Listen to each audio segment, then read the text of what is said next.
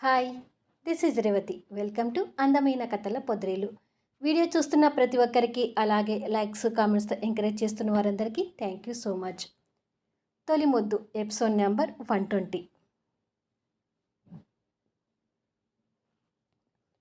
మరికొన్ని రోజులకి అందరి అతిథుల సమక్షంలో పెళ్లి పందిరిలో ఫణి స్వప్న మెడలో 3 ముళ్ళు వేస్తుంటాడు. బాబుని ఎత్తుకొని దీక్షతో కలిసి నిలబడిన యష్ ఆ నవ దంపతులను చూస్తూ, పెళ్ళి బాగా జరిగింది కదా దీక్ష అని అంటాడు. అవును యష్, ఈ కంచుని ఎవరు భరిస్తారా అని మేమందరం మొదటి నుంచి భయపడేవాళ్ళు. ఆ అదృష్టం ఫణికి దక్కింది అని అంటుంది దీక్ష నవ్వుతూ. ఫణి తన మెడలో 3 ముళ్ళు వేసి చిలిపిగా తన మెడ మీద గిచ్చుతాడు. ఆ చురుకు తగిలి కంచు కోపంగా చూస్తుంటుంది. తన మెడలో తాళి కట్టి ఏమీ ఎరగనట్టుగా ఫణి పీటల మీద కూర్చుంటాడు. తను అసలే కంచు కదా, ఇంకెందుకు కోరుకుంటుంది. ఒక తొడపాశాన్ని అందుకుంది. ఆ నొప్పితో అల్లాడిపోతూ పైకి మాత్రం అందరి ముందు నవ్వు నటిస్తూ సారీ సారీ అంటూ తన చెవిలో చెప్తాడు. అలారా దారికి అని చెప్పి స్వప్న వదిలేస్తుంది. రామూర్తి గారి దంపతులు, ప్రతాప్ గారి దంపతులు, లల్లి దంపతులు, గిరిధర్ దంపతులు, అమెరికా నుండి వచ్చిన రోహిత్ దంపతులు, శరత్ దంపతులు, ఇంకా అమృత, స్నేహ వాళ్ళు కూడా ఆ జంటలకి అక్షింతలు వేసి ఆశీర్వదిస్తుంటారు. కొడుకు కోడల్ని చూసుకొని సుదర్శన్, సరోజ కూడా సంతోషపడుతుంటారు. తమ్ముడు పెళ్లి చూసి ఫనీ వాళ్ళ అక్క, బావ కూడా హ్యాపీగా ఫీల్ అవుతుంటారు. అలా అందరి ఆశీర్వాదంతో వాళ్ళ పెళ్లి ముగుస్తుంది. 2 రోజుల తర్వాత పద్దు బాబుకి పాలు పట్టిస్తూ ఉంటే దీక్ష అక్కడికి వచ్చి, బాబుని ఇవ్వండి అత్తయ్య గారు, వాడికి నేను పాలు పట్టిస్తాను అని అంటుంది. 2 రోజుల నుంచి చెల్లెలి పెళ్లితో అలసిపోయి కనిపిస్తున్నావు దీక్ష. బాబుని నేను చూసుకుంటానులే. ఇప్పటికే చాలా టైం అయింది, వెళ్ళి పడుకో అని అంటుంది. వీడు మిమ్మల్ని ఇబ్బంది పెడతాడేమో అత్తయ్య గారు అని అంటుంది దీక్ష. ఏం పెట్టడలేమ్మా, మీ మావయ్య గారు కూడా ఉన్నారు కదా, ఇద్దరం చూసుకుంటాంలే అని అంటుంది పద్దు. మా మనవడిని మాతోనే ఉండనివమ్మా, లేదంటే మీ అత్తయ్యకి నాకు ఏదో పడుచు పిల్లల జంటలాగా మాకు గొడవలు అవుతున్నాయి. కాస్త వీడు ఉంటే మాకు గొడవలు తక్కువ అవుతాయి అని అంటాడు ప్రతాప్ గారు అక్కడికి వస్తూ. మామగారి మాటలకు దీక్ష నవ్వుతూ, సరే మావయ్య, యష్కి పాలు వెయిట్ చేసి తీసుకొని వెళ్తాను అని చెప్పి కిచెన్లోకి వెళ్తుంది. కొద్దిసేపటికి దీక్ష పాల గ్లాస్ పట్టుకొని లోపలికి వచ్చేసరికి యష్ బెడ్ని శోభనం బెడ్లాగా పూలతో అందంగా అలంకరించుతూ పూలు చల్లుతూ ఉంటాడు. అది చూసి దీక్ష ఆశ్చర్యపోతూ, ఇదేంటి యష్ అని అడుగుతుంది. యష్ ప్లేట్లో ఉన్న పూలన్నీ బెడ్ మీద పోసి, ఇవాళ ఫనీకి కంచుకి శోభనం కదా, వాళ్ళకి శోభనం అనగానే మనకు కూడా శోభనం చేసుకుంటే బాగుంటుందని ఇలా బెడ్ అలంకరించాను. ఎలా ఉంది మన శోభనం బెడ్ అని అడుగుతాడు కన్ను కొడుతూ. దీక్ష కాస్త కోపంగా నడుంకి చేయి పట్టుకొని ఇంకో చేతిలో పాల గ్లాస్ పట్టుకొని, నువ్వు రాను రాను కుర్రోడు అయిపోతున్నావు యష్ అని అంటుంది. సినిమా హీరోలు అలాగే ఉంటారులే అని డోర్ పెట్టేసి వచ్చి తన చేతిలో ఉన్న పాల గ్లాస్ అందుకొని సగం పాలు తాగి, ఇదిగో పాలు పంచుకో అని ఇస్తాడు నవ్వుతూ. దీక్ష చిలిపి కోపంతో ఆ పాలందుకుని తాగుతుంటుంది. యష్ తన భుజం మీద వేలాడుతున్న మల్లెపూల వాసనను చూసి మైమర్చిపోతూ, నాకు ఈసారి పాప కావాలి, దానికే ఈ శ్రీకారం అని అంటాడు. దీక్ష మిగిలిన పాలు తాగి పక్కకు పెట్టి, పాప పేరు చెప్పి మళ్ళీ శోభనానికి తయారయ్యావన్నమాట అని అంటుంది. అసలు మనకి శోభనం జరిగింది ఎప్పుడు చెప్పు, ఏదో నువ్వు ప్రెగ్నెంట్గా ఉన్నా కొన్ని రోజుల్లో తప్ప అని అంటాడు తన దగ్గరికి లాక్కుంటూ. నిజమే, ఈ విషయంలో నువ్వు బీస్ట్వి అని అంటుంది యష్ 2 బుగ్గలు పట్టుకొని ఊపుతూ. కదా, అయితే రెడీ అయిపోదామా అని అంటాడు. నాకు ఇవాళ అస్సలు ఇష్టం లేదు, మూడు కూడా రావట్లేదు, వదిలేయ్ అని చెప్పి దూరం జరిగి అటువైపుగా నిలబడుతుంది.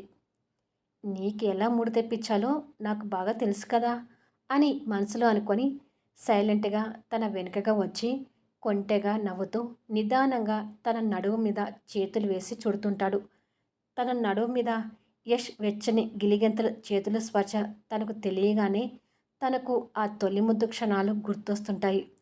యష్ తమ తొలి ముద్దు క్షణాలని పూర్తిగా గుర్తు చేయాలనే ఉద్దేశంతోనే అప్పటిలాగానే తన మెడ మీద పెదవులానిచ్చి చుంబిస్తుంటాడు. ఇక యష్ పెదవుల స్పర్శతో దీక్ష మైకంలోకి వెళ్తుంటుంది. తనని అప్పటిలాగానే ఇప్పుడు కూడా హగ్ చేసుకొని పట్టుకొని నిదానంగా చేతుల్ని తన నాభి దగ్గర తీసుకువెళ్ళి మునివేలతో రాస్తుంటాడు. దీక్షకి కూడా అప్పటి క్షణాలు గుర్తొస్తూ ఆ స్పర్శకి ఇంకా పరవశంగా అయిపోతుంటుంది. యష్ తనని అలాగే హక్ చేసుకొని ఒక చేయితో దీక్ష రెండు చేతులు బంధించి పట్టుకొని మరో చేయితో దీక్షని ముందుకు తిప్పుకుంటాడు. అప్పటికే దీక్ష మూడ్లోకి వెళ్ళిపోయి మైకంతో కళ్ళు మూసుకుంటుంది. తన్ని చూసి నవ్వుకొని దీక్ష పెదవులు అందుకొని ముద్దాడుతుంటాడు. కొన్ని సెకండ్ల పాటు ఆ ఇద్దరు వాళ్ళ తొలి ముద్దుని గుర్తు చేసుకుంటూ ఈ ముద్దును మధురంగా మలుచుకుంటూ ఉంటారు. కొద్దిసేపటికి యష్ తన పెదవులు వదిలి, ఇప్పుడు చెప్పు, శోభనం కావాలా వద్దా అని అడుగుతాడు కన్ను కొడుతూ. దీక్ష సిగ్గుపడుతూ పో యష్ అంటూ యష్ని హక్ చేసుకుంటుంది. యష్ నవ్వుతూ తనని ఇంకా అల్లుకొని పోయి నుదుటి మీద ముద్దు పెట్టుకొని, ఇవాళ నిన్ను అస్సలు నిద్రపోనివ్వను సరేనా అని అడుగుతాడు. నీ ఇష్టం అని అంటుంది దీక్ష సిగ్గుతో యష్ని అల్లుకొని పోయి. అయితే ఇక చూడు అంటూ యష్ తను ఎత్తుకొని అలంకరించిన బెడ్ మీద పడుకోబెడతాడు. బెడ్ లైట్ ఆన్ చేసి తన మీదకి చేరిపోతాడు. మధురమైన పూల పరిమళాల మధ్య ఇద్దరికీ ఆనందకరమైన ప్రేమ కలయిక జరుగుతుంటుంది. ఇక కొత్త పెళ్లి జంట దగ్గరికి వెళ్దాం పదండి.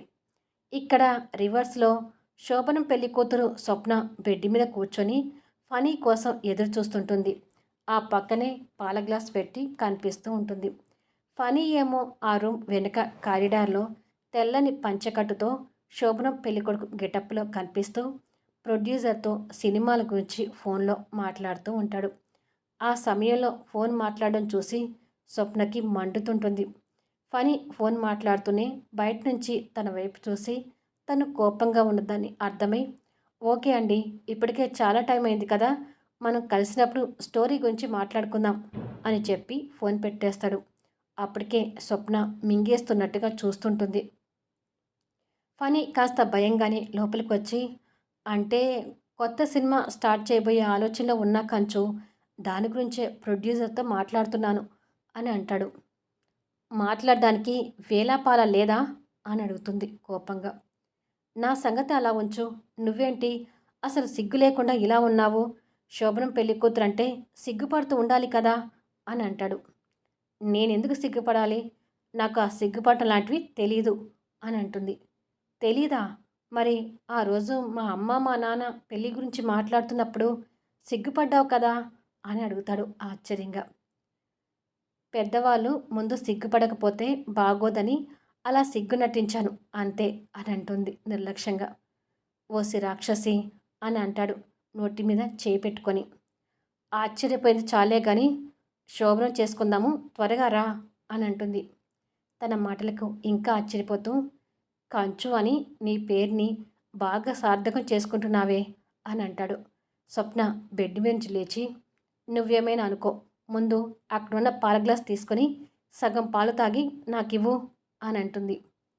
మామూలుగా అయితే నువ్వే ఆ పాలు అందుకొని నీ చేతులతో నాకు ఇవ్వాలి కదా అంటాడు. నువ్వు ఆ ఫోన్ మాట్లాడకుండా నా కోసం వెయిట్ చేస్తూ కూర్చుంటే నేను కూడా నా చేతులతో నీకు పాలు అందించేదాన్ని. కానీ ఇక్కడ మిస్టేక్ నీది కాబట్టి ఆ పాలు నువ్వే అందుకొని తాగు. అదే నీకు ఇచ్చే పనిష్మెంట్ అని అంటుంది. కంచుని పెళ్లి చేసుకుంటే తప్పుతుందా అని పాల గ్లాస్ అందుకొని సగం పాలు తాగి తనకిస్తాడు. స్వప్న ఆ సగం పాలను పట్టుకొని చూస్తుంటుంది. ఎంగిలి పాలు అని పారబోస్తుందా ఏంటి అని అనుకుంటాడు ఫనీ మనసులో. కానీ స్వప్న అందంగా నవ్వుతూ మిగిలిన పాలు తాగుతుంది. అమ్మయ్య అని ఊపిరి పీల్చుకుంటాడు ఫనీ. స్వప్న ఆ పాల గ్లాస్ ఖాళీ చేసి పక్కన పెట్టి ఫనీ షర్ట్ కాలర్ పట్టుకొని మీద గుంజుకొని, చూడు, మళ్ళీ చెప్తున్నాను, ఫ్యూచర్లో ఎప్పుడైనా నన్ను కాదని ఏ హీరోయిన్తోనైనా ఎఫ్ఐఆర్ పెట్టుకున్నావే అనుకో, ముగ్గుడువని కూడా చూడకుండా కిరోసిన్ పోసి చంపేస్తాను, జాగ్రత్త అని బెదిరిస్తుంది.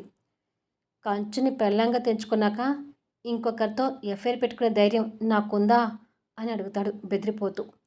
ఆ మాత్రం భయం పెట్టుకో, లేదంటే ఈ కంచు చేతిలో చస్తావు అని లైట్ ఆఫ్ చేసి బెడ్ మీద పడుకొని, ఇకరా అని ఫనీని పిలుస్తుంది. దేవుడా!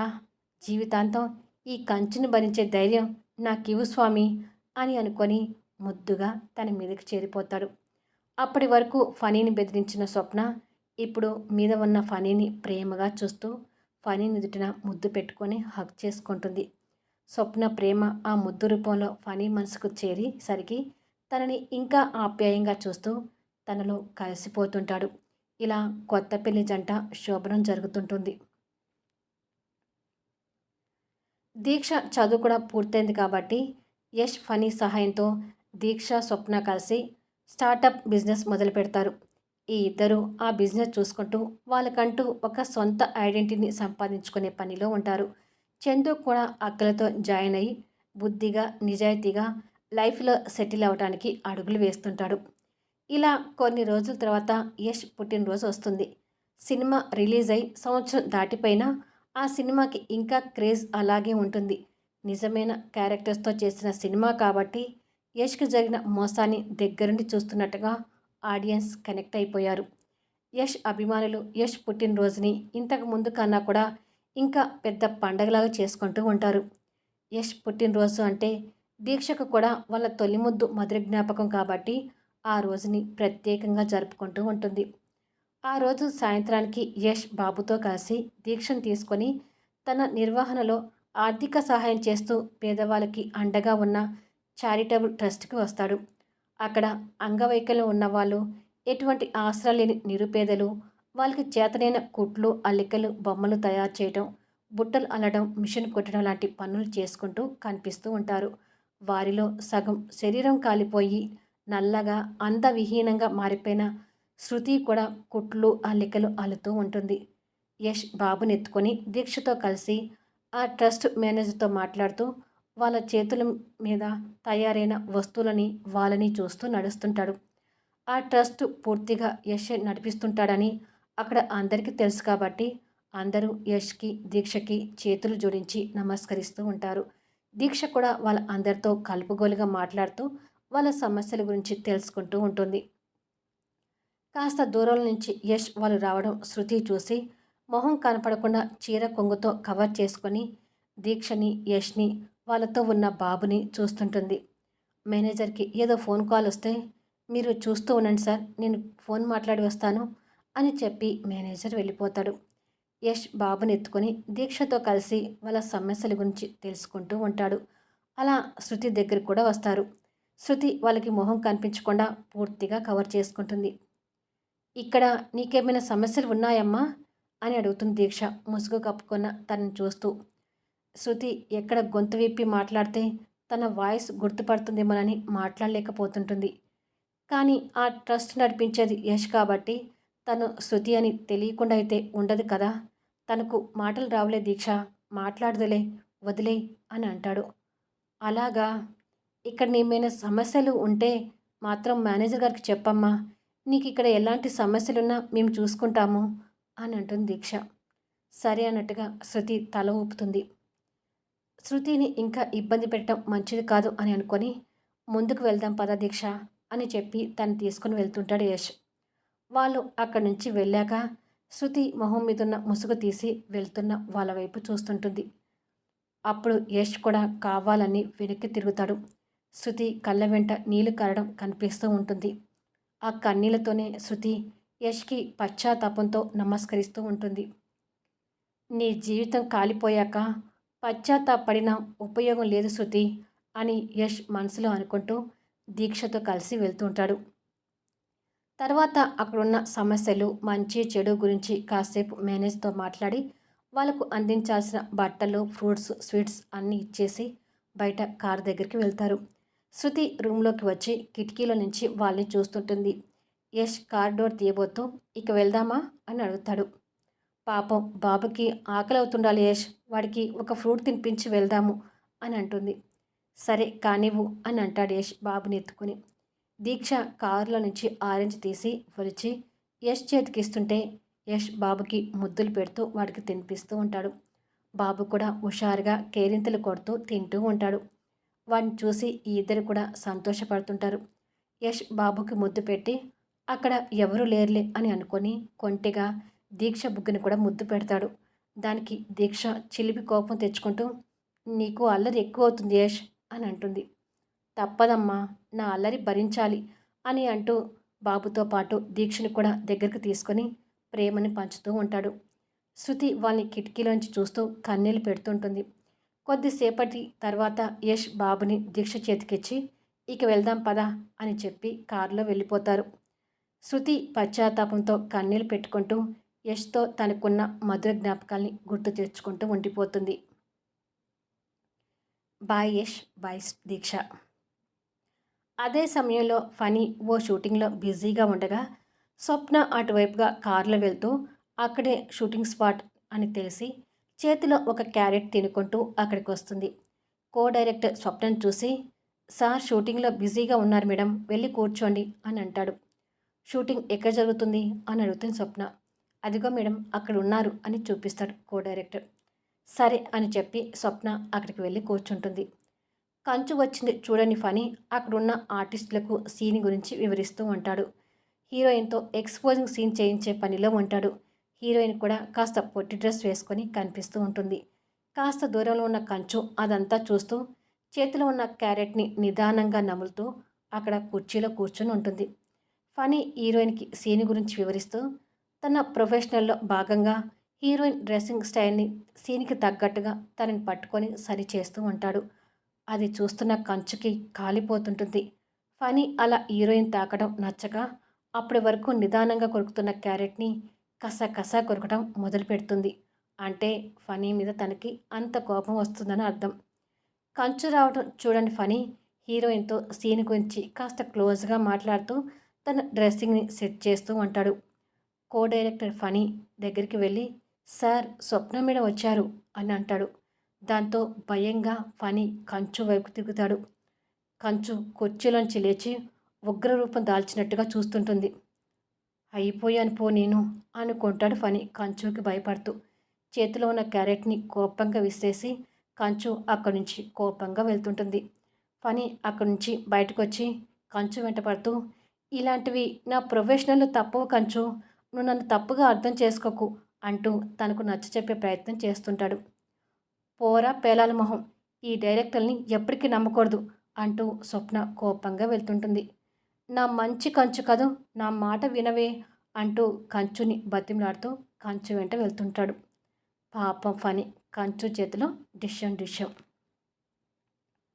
ఇక కథ సమాప్తం.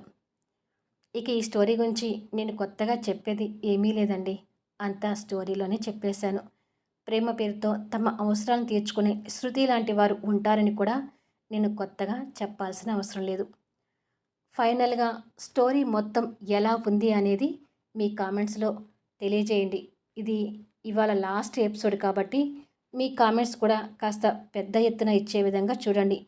దాదాపు అందరూ లైక్స్ ఇవ్వడానికి చూడండి. లాస్ట్ ఎపిసోడ్ కాబట్టి మీ లైక్స్ని దయచేసి మిస్ చేయకండి. మరి ఈ సీరియల్కి ఎండ్ ఇస్తూ బాయ్.